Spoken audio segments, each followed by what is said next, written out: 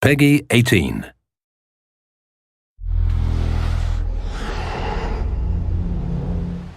Hi, my name is Ashraf Ismail, Game Director of Assassin's Creed 4 Black Flag, and I'm very proud to be showing off the Caribbean open world. Here, we're going to start with Edward. After completing a few missions, he's met up with the assassins, but he's not yet bought into the creed, so he still has this selfish need for fame and fortune. Edward is one of the most unique characters we've created for the Assassin's Creed universe. He is a man who is still trying to figure out who he is in life and what he wants to get out of it. At this point in the story, he still wants that fame, so one way to get it is to complete these assassination contracts. This is a way to make money and to gain a bit of notoriety. So here we go. We have 2 targets to take out, 2 Templar brothers. So we're going to accept the contract, and the world map is going to show us where this contract takes place. So we see here that the contract is actually very close to us. It starts in the village we're in, but as we zoom out, we want to show you the world that we have. Many locations, over 50 locations, centered by Cuba, the Bahamas, and Florida up north. This is a massive world. There's a lot to find and do in this Caribbean Sea. But now we'll get back to the Fisherman Village and go after our targets. The Fisherman Village, it's one type of location in this world. It's really here as a convenience to the player. This is where you can start missions, where you can shop to upgrade Edward and the Jackdaw itself. It's really about the mood and the ambiance of the Caribbean Sea. In the distance, we have a tavern that we're approaching. Taverns are places where you can hire crew, play mini games, drink if you wish. But for now, we're going to focus on the targets and take them out.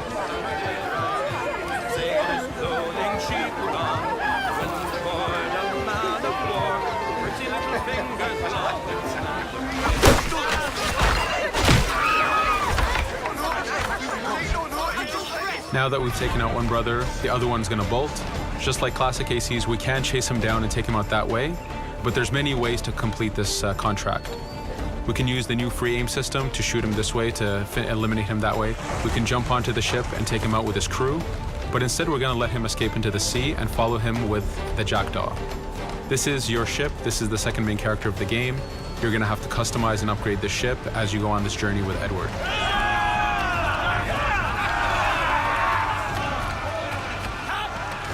We've seamlessly gone from a ground chase right into a naval chase.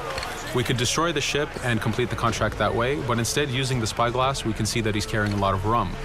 Rum is important in the economy system. It's one way of making a lot of money if you sell it properly. So instead of destroying the ship, we're going to plunder that ship. Fire! Here you can see the upgrades that we've made into the naval combat. Using the front cannons, you can shoot chain shots to slow down the ship. Using the new round shot mechanic of trajectory aiming, you can aim for the hull and do a lot of damage this way. This specific enemy is what we call a frigate. Frigates are the type of ships that you need to destroy as fast as you can, because the longer the fight lasts, the more damage they're capable of doing. We have other enemy types like the Charger or the Man of War.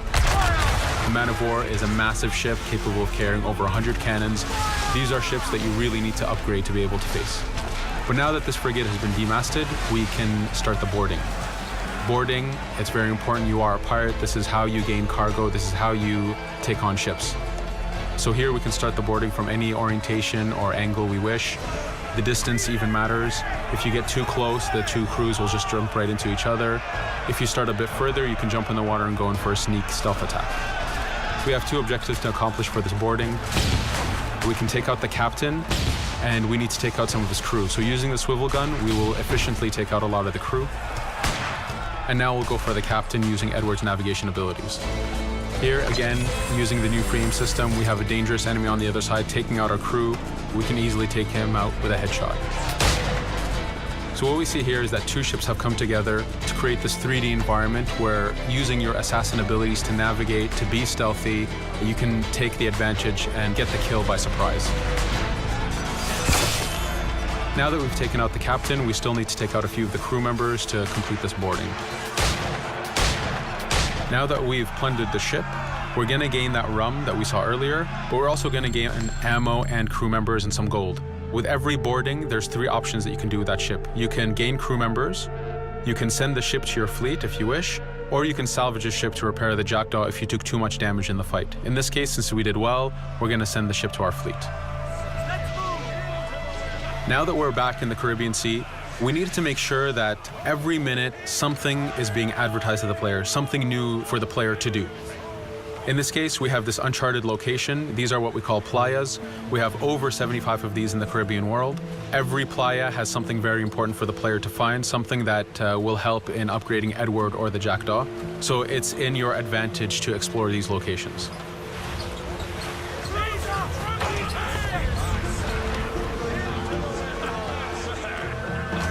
Again, for us, seamlessness is very important. We needed to be able to explore this Caribbean world without having too much interruption in the action. So being able to just let go of the wheel anywhere we want, jump into the water, and swim over to that location. This is very important for the mood and the immersiveness of this Caribbean open world. Here, as we get on the playa, in the distance we can see that there's a faction battle, but closer to us we can see that there's this poor drunken sailor who's passed away. But being a pirate, of course, we're going to loot his body and see what he has for us.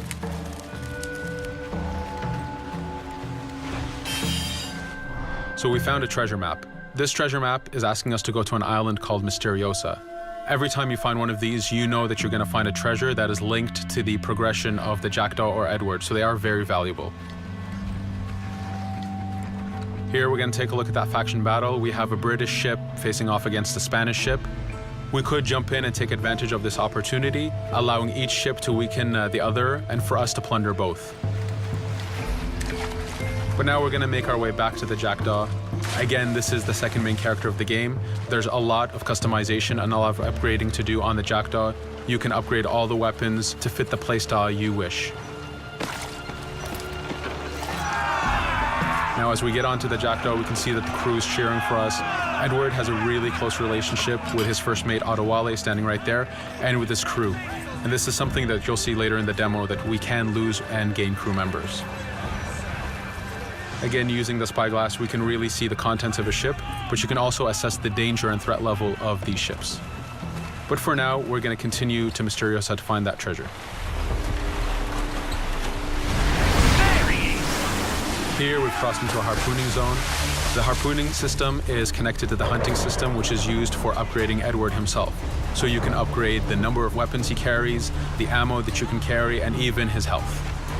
But for now, we've moved past that zone and we've got into a storm. Storms are very dangerous.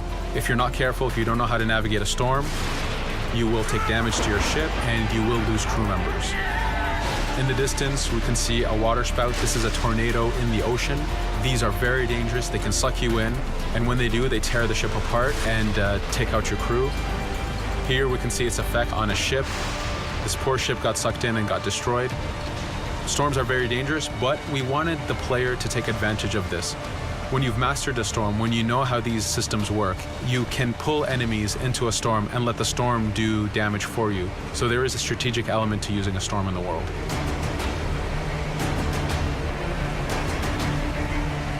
Here we can see that the storm is dying down a bit, but there's still this torrential downpour. It was very important for us to get the real mood of and atmosphere of the Caribbean in the weather cycles and in the daytime cycles.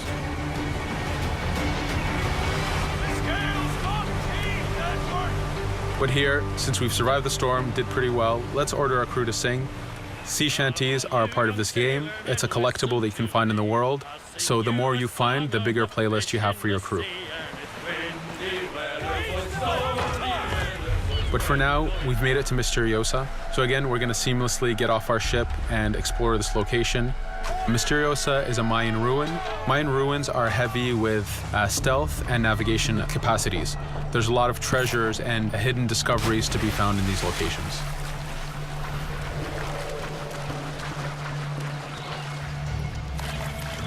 If we recall the treasure map, the treasure is hidden behind a temple.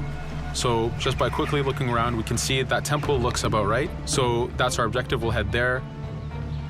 As we go this way, we can see there's a lot of guards on the beach. We could go in and fight them if we wish to, but to show off that this is a mini open world, we're going to try to find a different route to get to our objective. Here, we've seen a guard. We don't want to alert him, and we don't want to alert the guards on the beach, so we're going to use our stealth ability to take him out silently. No te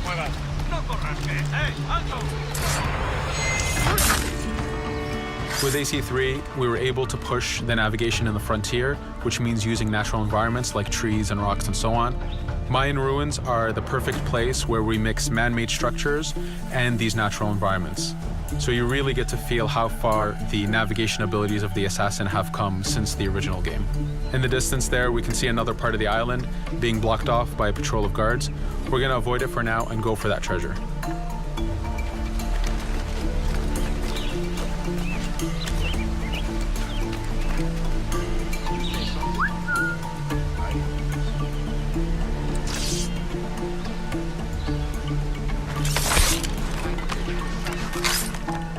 It's important for us to be able to give the players new tools, specifically for stealth. In this case, we have the blowpipe.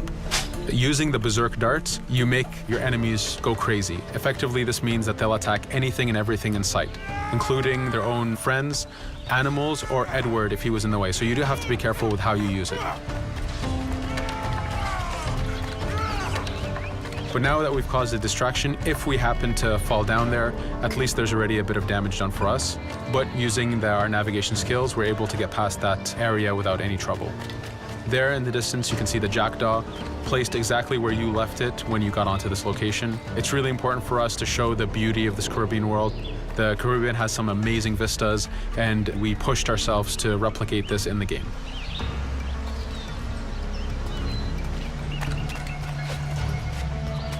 As we continue forward, we can see in the distance there's a couple prisoners that are taken hostage. This is a scenario that you need to use stealth. If you're detected by those guards, they will kill the hostages. So in this case, it's to your advantage to use the environment to figure out how you can take out those guards without being detected. In this case, it's 2 guards, so it's not too hard. There are other scenarios where you have more guards and you have to figure out how you can take all of them out at the same time. Now that we've freed these prisoners, they are more than happy to join our crew. This is just one way of gaining crew members. As mentioned earlier, there's the taverns. There's actually many different setups of gaining crew.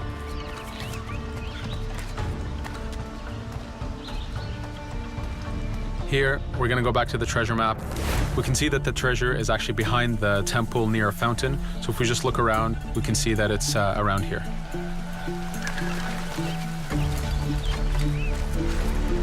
Now that we've found the treasure, what we've actually found is a blueprint.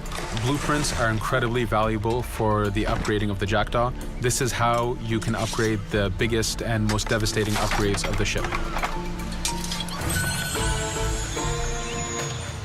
So here we're approaching a reach high point. Just like classic ACs, synchronizing with a reach high point reveals the contents of a location and the map itself.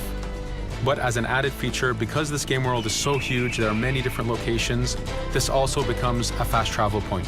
So now you can, by synchronizing, now you can come back here anytime you wish to collect those treasures that we passed up a bit earlier. Here we've reached the end of the demo. This was a tease of the open world that we have. We're very excited to be able to show off this game and to let you play it very soon. Thank you for joining us.